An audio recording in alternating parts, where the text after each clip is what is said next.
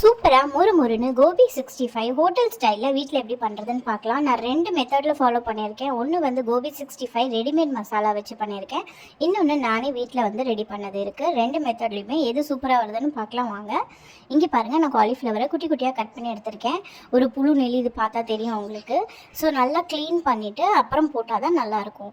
ஒரு பாத்திரத்தில் தண்ணி வச்சுட்டு மஞ்சத்தூள் போட்டுட்டு நல்லா ஹீட் பண்ணிக்கோங்க அந்த காலிஃப்ளவரை. அதுக்கப்புறமா ஒரு கப்பில் 2 ஸ்பூன் கடலை மாவு, 1 ஸ்பூன் கார்ன்ஃப்ளவர் மாவு, 1 ஸ்பூன் அரிசி மாவு போட்டுட்டு மிளகாத்தூள், மஞ்சத்தூள், அதுக்கப்புறமா இஞ்சி பூண்டு விழுது போட்டுட்டு நல்லா கலக்கி விட்டுக்கோங்க. நான் கரம் மசாலாவும் 1/2 ஸ்பூன் போட்டிருக்கேன். மசாலா வந்து உதிராமல் வரத்துக்கு கொஞ்சமாக வந்து எண்ணெய் விட்டுக்கோங்க. அதுக்கப்புறமா நான் வந்து கலருக்காக கேசரி பவுடர் கொஞ்சோண்டு போட்டிருக்கேன். நல்லா மிக்ஸ் பண்ணிவிட்டு ஃபஸ்ட்டு எண்ணெய் விட்டுட்டு நல்லா மிக்ஸ் பண்ணிங்க அப்படின்னா மசாலா கீழே உதிராமல் வரும். அதுக்கப்புறமா கொஞ்சம் கொஞ்சமாக தண்ணி விட்டு பிசைஞ்சு வச்சுக்கோங்க. இது வந்து ஹோம்மேட் மசாலா. அதுக்கப்புறமா நான் அரிசி மாவு முன்னாடியே போடலை, இப்போ தான் நான் போடுறேன். ஆனால் நீங்கள் முன்னாடி போட்டிங்கன்னா இப்போ போடணுன்னு அவசியம் இல்லை. நான் அரிசி மாவு ஏற்கனவே போட்டுட்டேன். ரேஷியோவில் போடுற மாதிரி போட்டிங்கன்னா நல்லா முறுன்னு ஹோட்டல் ஸ்டைல் சூப்பரான கோபி 65 வரும். இங்கே பாருங்கள், இதுலேயே நான் வந்து வேக வச்சுருக்கோம் இல்லையா, க்ளீன் பண்ணி அந்த கோபி எடுத்து நான் இதில் மசாலா தடவி வச்சுருக்கேன். இப்போ நான் பண்ண போகிறது வந்து கடையில் வாங்கின கோபி 65 ரெடிமேட் மசாலா. இதுக்கு ஒன்றுமே தேவையில்லைங்க. அந்த பவுடரை போட்டுட்டு கொஞ்சமாக உப்பு போட்டுக்கணும். அதுக்கப்புறமா லேசாக எண்ணெய் விட்டோம் அப்படின்னா மசாலா உதிராமல் வரும். எண்ணெய் விட்டுட்டு இதுலேயும் அதே மாதிரி கொஞ்சம் கொஞ்சமாக தண்ணி தெளித்து பிசைஞ்சு வச்சுக்கோங்க.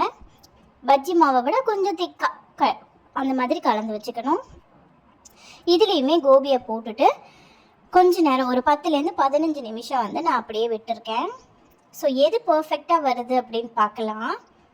இங்கே பாருங்கள், இது வீட்டில் நான் ரெடி பண்ண மசாலா. இது வந்து கோபி 65 கடையில் வாங்கின மசாலா. இப்போ வந்து நல்ல எண்ணெய் சூடாயிடுச்சு. ஃபஸ்ட்டு நான் ரெடி பண்ண மசாலாவில் எப்படி வருதுன்னு ட்ரை பண்ணி பார்க்கலாம். இப்போ போட்டிருக்கேன் பாருங்கள், சூப்பராக முறுன்னு கடையில் இருக்கிற மாதிரியே வருது. இது வந்து நம்ம வீட்லேயே ரெடி பண்ண மசாலாங்க.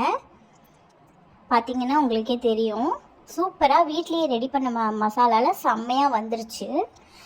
சூப்பராக இருக்குது பாருங்கள், கடையில் பண்ண மாதிரி. இது வந்து நான் கடையில் ரெடிமேட் மசாலா வாங்கினேன் இல்லையா, அதோட மசாலாங்க. ஆனால் அந்த கடையில் வாங்கின ரெடிமேட் மசாலா போட்ட உடனே எண்ணெய் கலரே மாறிடுச்சு. டேஸ்ட் வைஸ் பார்த்தீங்கன்னாலும் வீட்டில் மசாலா தாங்க சூப்பராக இருந்துச்சு. இன்னும் நிறைய ரெசிபிஸ் நம்ம சேனலில் வந்துகிட்டே இருக்குது. மறக்காமல் நம்ம சேனலை சப்ஸ்கிரைப் பண்ணிடுங்க. இன்னொரு வீடியோவில் பார்க்கலாம். பாய்.